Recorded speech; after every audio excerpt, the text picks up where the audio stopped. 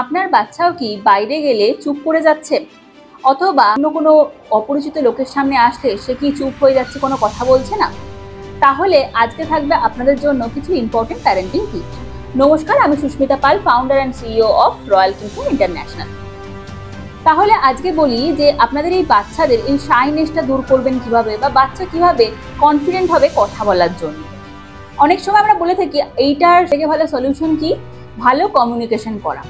অর্থাৎ আপনি বাচ্চার সাথে কোয়ালিটি টাইম স্পেন্ড করুন। কোয়ালিটি টাইম স্পেন্ড মানে অর্থাৎ ওর সাথে কথা বলুন, ও সারাদিন কি করেছে না করেছে সে সমস্ত কিছু ওর থেকে শুনুন এবং ওর থেকে বুঝুন। অর্থাৎ ওর সাথে অন্তত 15 থেকে আধ ঘন্টা কথা বলুন। আজকে স্কুলে কি কি হয়েছে, আজকে ম্যাডামরা কি করেছে, কোনো বন্ধুর হয়তো বার্থডে সেলিব্রেট হয়েছে, সে কি করেছে, কে দুষ্টুমি করেছে, ও কতটা দুষ্টুমি করেছে, বা তার জন্য কোনো শাস্তি পেয়েছে কিনা, এই সমস্ত কিছু ওর থেকে জানতে চেষ্টা করুন ওর বন্ধু হয়ে।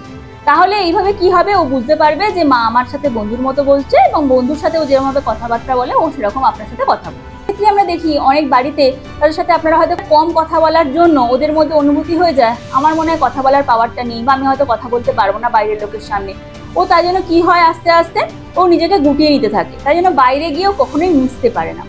আমরা রয়্যাল কিংসন ইন্টারন্যাশনাল প্লে স্কুলের টিচাররা যারা ট্রেনার আছে ওদেরকে গ্রুপ ডিসকাশনের মাধ্যমে, মিউজিক থেরাপির মাধ্যমে, এরকম অনেক কিছু অ্যাক্টিভিটির মাধ্যমে ওদের সাথে এমনভাবে মেলামেশা করাই যাতে ওদের এই সাইনেসটা কাটে, ওরা নিজেদের ইন্ট্রোডাকশন দিতে পারে।